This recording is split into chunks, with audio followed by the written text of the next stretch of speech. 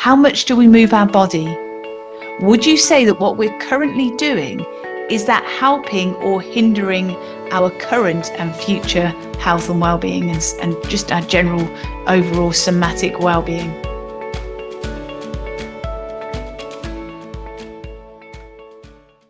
Hello and welcome back. Now, just before we get started, I'd love to invite you to like, share, subscribe, and press the notification bell if you're watching this on the Total Somatics YouTube channel.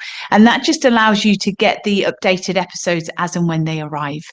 Also, again, I'd love to invite you, and please pass the word on, that recently I held a TEDx talk and it's now been released on YouTube. So if you go to YouTube and type in the search bar TEDx Heidi Hadley, you will find my talk, and it's on the subject of pandiculation, which is everything that I teach here within Total Somatics. But also, just before we get started again, just for only a short period of time again, I do have the membership doors open to the Total Somatics membership. Again, it'll only be for a short time, then the doors will close, and then there'll be opportunity another time to come in. So please take advantage of that opportunity now by going to totalsomatics.com, click on the Join Now page, and you can see all the details there. Now, I'd like to follow on from what we discussed in our last episode. Remember, we talked about how your mind and your body cannot be separated. They're heavily interconnected. Well, today what we're going to do is understand about stress and learn how we can manage this survival function and this, survival mechanism. And so, as I mentioned there, it is a survival function or a mechanism. So it is vital for keeping us alive. And when our stress response is activated, our intelligent soma is it's incredible, because what it will do is it will create automatic action. So we don't have to micromanage anything. They're all automatic, instantaneous actions that will help us to either confront or to flee or escape that situation. So what happens is it creates a whole body response. And so as a clinical somatic educator, that's where my role comes into play, because for many, many years now, I have seen people that continue to live in these high states of anxiety, trauma, and stress. And so stress can show up in two different forms. It can be immediate reaction to a threat, or as a prolonged state induced by either external pressures or internal emotional factors. And so when we just considered a moment ago, acute stress is necessary to help us to survive a situation, either a physical or a mental health issue. Whereas what we want to look at today in particular is chronic stress. Because when we experience chronic stress, it starts to show up in different ways. It can be that we have this anger, this rage, resentment, fear, jealousy, overwhelm, anxiety. And when it's chronic, it means it's there long term. And as a result, stress hormones flood our soma. And they flood our soma and they stay in there longer than they actually need to be in there. And so as a result of this, if chronic stress is constantly releasing survival hormones into our soma, we start to experience feelings of like anxiety and depression, suppressed immunity, inflammation, cardiovascular disease, bone thinning. We can encourage cancer growth to happen, insulin resistance, lots of inflammatory bowel issues, emotional and mental changes to our brain circuitry. We can have high blood pressure and increased blood clotting. Now, I mentioned all that, and I don't want you to think, oh, that's so negative. It isn't designed to be negative. What it's really to do is to bring our awareness to how interconnected all of this is, and really how we can start to become security guards at the doorway of our mind. And this is where we have power to notice, what are we reading? What are we watching? What are we listening to? Who do we associate with? What do we talk about when we're with those associates? What are we eating or drinking? How much do we move our body? Would you say that what we're currently doing is that helping or hindering our current and future health and well-being, and just our general overall somatic well-being? You see, it's an incredibly intelligent balancing act that your soma has to do in order to create this state of balance or this homeostasis.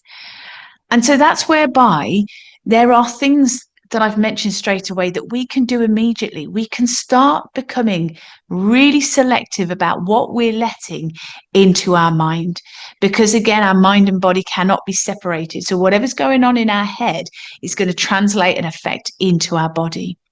If we're in a situation or we're doing something like eating and drinking something that is just not serving us well physiologically within our body, that will start to affect our headspace.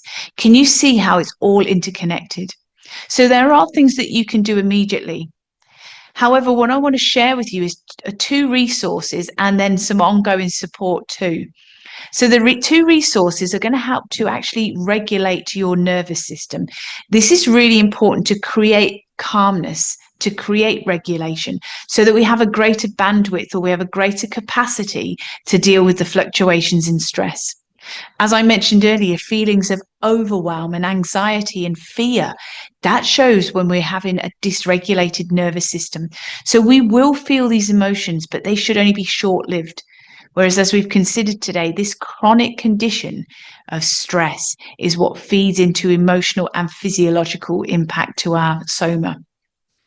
So if you've got a pen and paper ready, I'm going to share two resources with you, which is going to help to create inner calm.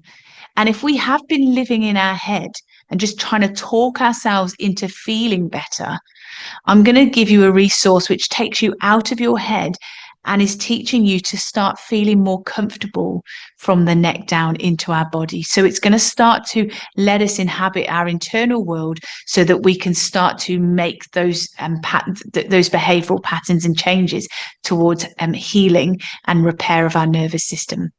So the first resource is totalsomatics.com/calm, as in CALM. So totalsomatics.com/calm, CALM.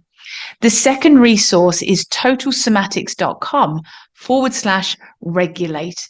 So again, that is a very popular audio. So both of those are audios. That one will also look at bringing you back out of that fight, flight, freeze, and feign stress response mode. Again, if we're living in a chronic state, we can be living like that for years. So as soon as we bring in that regulate audio, that will bring us back down into a greater capacity to deal with stress. However, if you want to go even further and have my ongoing support, I do invite you to join me and all the beautiful friends around the world that are in the Total Somatics online membership.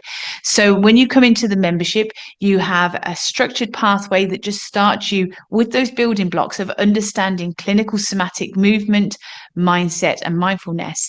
And then from there, you have a bit like a Netflix for clinical somatics. You have classes and audios and other workshops that are on demand. So you can just do whatever you want. As it's adult education, you can look at whatever suits you. And so that's why I want to share that with you, because it's really powerful work. Also, you will have the opportunity within the Total Somatics membership to ask me questions. I do regular Q&A sessions, but you will see that there is a variety of support there. And I just want to emphasize this point because of this subject today. And that is, within Total Somatics, it's not just about clinical somatic movement. From my clinical experience, and I'm here in my studio today, and my clinic room is just the other side of the wall there, I still see people in clinical practice. So my skills are very fresh.